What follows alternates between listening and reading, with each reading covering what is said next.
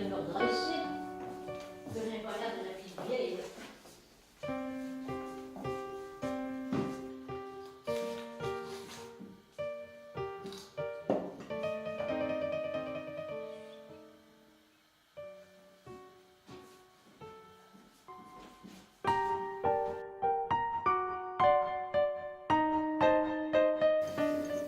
Mais je suis née exactement avenue de la République, mais mes parents demeuraient là. Et après, quand je suis née à 3 semaines, on m'a mis en nourrice, donc du côté de chez mon père, chez mon père.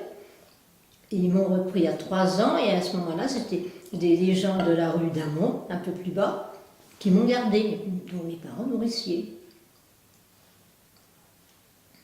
Ça, on a toujours été dans le coin. D'ailleurs, avant, à Villejuif, tout le monde travaillait dans les hôpitaux. Parce que Villejuif, c'est une ville d'hôpital, c'est pour ça qu'il n'y a pas de commerce, rien du tout. Il y a donc l'asile, qu'on appelle l'asile des fous, il n'y avait pas de Paul Guiraud là maintenant. Il y avait l'asile, il y avait une autre maison un peu pour personnes déficientes sur Vitry. Il y avait Paul Rousse. Il y avait la clinique, et puis il y avait ceux qui demeuraient à Bicêtre, tout ça, ça faisait un tout. Alors quand vous parliez de quelqu'un, on disait « Ah ben oui, c'est Bicêtre, c'est Villejuif », on désignait presque les gens. Et alors toutes les maisons que vous avez là en face, Paul Rousse, toutes ces très belles maisons, c'était bien restauré, hein, c'est bien gardé et tout, c'était rien que des infirmiers. D'accord, oui. Villejuif, c'était une ville d'infirmiers. Dans la rue, on jouait dans la rue, on jouait à la marelle dans la rue et tout ça. Dans l'avenue Paul Vagne-Couturier, mais c'est pareil, il y avait quelquefois quelques gros. Je me souviens toujours, il y a une fois, il y avait un accident, les gosses jouaient au ballon dans l'avenue Paul Vagne-Couturier, hein, ça ne les gênait pas. Puis une fois, je ne sais pas ce qu'il y a eu, il y a un ballon qui a roulé, il y a un gosse qui a couru, il y a venu un camion, il a été écrasé. Ça, je m'en souviendrai toujours. Mais sans ça, dans la rue. On jouait à la corde, on jouait à la marraine. Par terre, il y avait des marraines et tout. C'était les voitures à chaud. Alors la honte de ma mère, dans ces cas-là, je ne la connaissais pas. Quand il y avait du crottin de cheval et tout ça, elle prenait un seau et la balayette, elle allait ramasser le crottin dans la rue pour le jardin.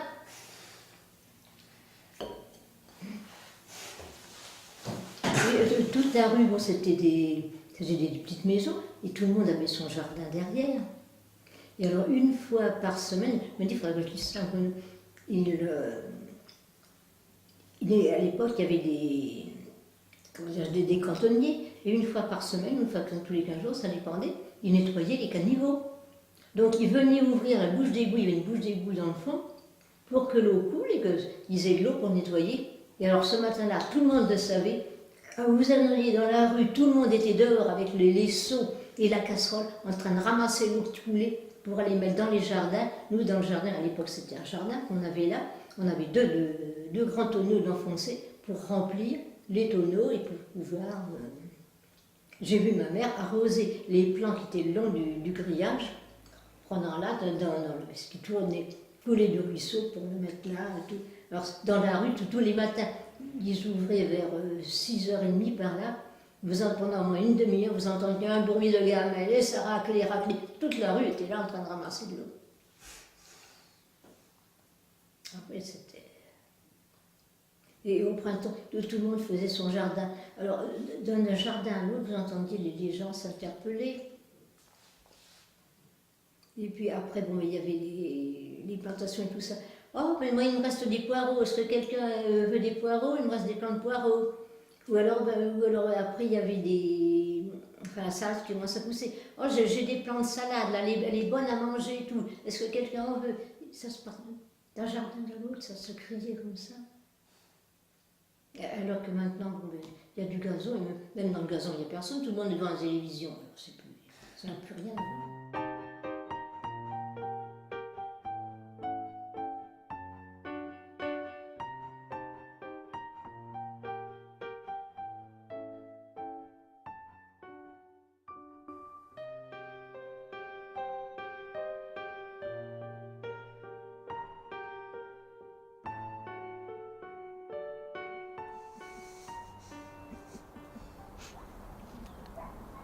Je l'ai planté pour voir ce que ça va donner. Alors avant, dans le temps, j'avais des piquets pour accrocher mon linge. Mais des piquets pour les aborder. Puis une fois en taillant, ben, j'ai coupé un fil. D'ailleurs, même les piquets en ciment, à force avec le fer qui est dedans, ça les fait claquer.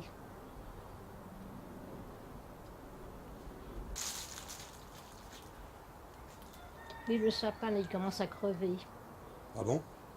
Oh ben oui, toutes ces branches, là, c'est mort. Mais je le garde, c'est pour les oiseaux. Exactement. Les autres années, quand je pouvais aller encore à Carrefour, je ramenais des boules. Puis cette année, Monoprix n'a pas fait de boules, je n'aurais pas mis de boules. Sans ça, je remets des boules, qui sont tous là, qui viennent. Ouais, des boules de graisse. Oui. Puis je leur mets aussi des chaînes du Saint-Loup, et je leur mets des petites plein du Saint-Loup. Et alors, une fois, je les regardais, il devait en rester un petit, ils étaient un groupe là autour, et il devait rester une petite plaque et tout. Il y en a un qui est arrivé dardard, passé devant tout le monde, il a piqué le bec, et quand il a relevé le bec, il a vu Saint-Loup, il était au bout de la machine. Il s'est secoué, il est parti avec les ailes qui traînaient derrière et tous les autres qui suivaient. Alors, je m'amuse avec ça. Donc il y avait un passage pour... et on les gens, les parents se réunissaient dans un petit sentier qui était derrière, sur l'herbe, puis les enfants ont joué là et tout, c'était... Ah, c'était autre chose. Il y a les gens... Un peu plus loin, il y a des gens qui ont un coq ou quelque chose dans ce bout-là, on l'entend le soir, quelquefois, il y a des poules et tout ça.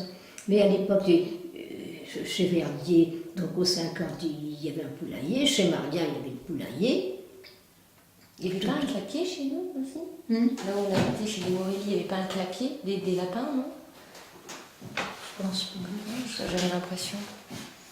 Je sais pas, je n'ai pas entendu parler toujours. Ils faisaient de l'élevage de tomates. Non, j'avais l'impression qu'il y avait des lapins.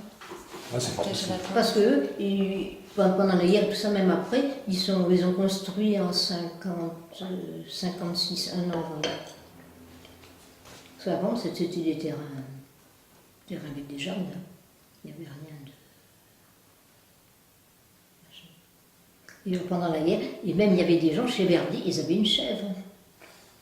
Avec Ginette, la fille, on allait faire paître la chèvre dans les terrains vagues. Au bout, c'était une briqueterie. Et puis, il y avait un bagne, ça faisait comme un champ et tout. On allait mener la chèvre paître.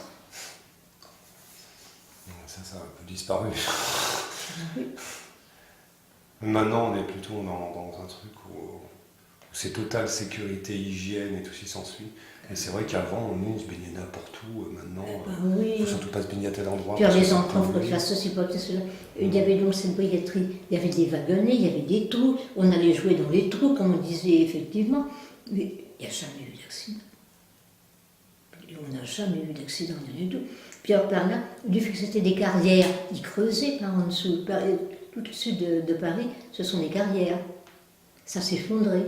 Donc quelquefois, dans les jardins, tous les jardins qui étaient par là, il y a quelqu'un qui arrivait, il y avait un trou dans son jardin. La rue, elle était défoncée je ne sais combien de fois, parce qu'elle s'était effondrée. Quand ils ont construit toutes les constructions qu'ils ont faites dans le bout, il a fallu qu'ils forcent, qu'ils mettent des pieds pour solidifier le sol. Pour solidifier.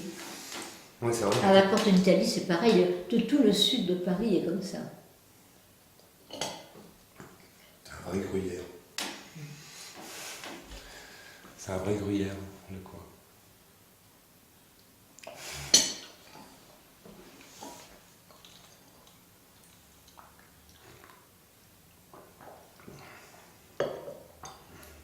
Et ici, alors donc, avant de faire construire, il y avait quoi exactement? Parce que il n'y avait pas de maison, c'était justement un coin qui était resté la largeur de ça. Il y avait une partie, c'était le Père Besse, donc les voisins qui entreposaient des choses, et puis il y avait le sentier qui menait justement au jardin derrière. C'était vacant, et derrière, tout ça c'était des jardins. Et c'est pendant la guerre, le type a vendu ses terrains, donc tous les gens qui avaient les maisons devant ont acheté la parcelle qui venait derrière. À part la petite maison qui est un peu après chez Laurence, les gens, les Romanais, ils n'avaient pas d'argent. Donc chez Verdier se sont avancés, et puis chez Besse se sont avancer aussi. C'est pour ça que les jardins sont assez grands, assez larges derrière. Qu'est-ce que je voulais vous dire? Je suis en train de chercher, je voulais vous dire quelque chose. Je me souviens plus. Mais je me souviens, pendant la guerre, au bout de la rue, donc c'était ces fameux trous, la briqueterie et tout, il y avait un dirigeable, Ah ouais. une saucisse, et le soir, elle montait, puis le matin, elle redescendait. Et ça servait à quoi à l'époque? À faire la surveillance de Paris, mais c'était du temps de l'occupation des Allemands. D'accord, oui, d'accord. Et c'était des Allemands, c'est ça? Non? Ah oui, bah, c'était les Oui. Allemands qui géraient ça. C'était un poste d'observation? Oui.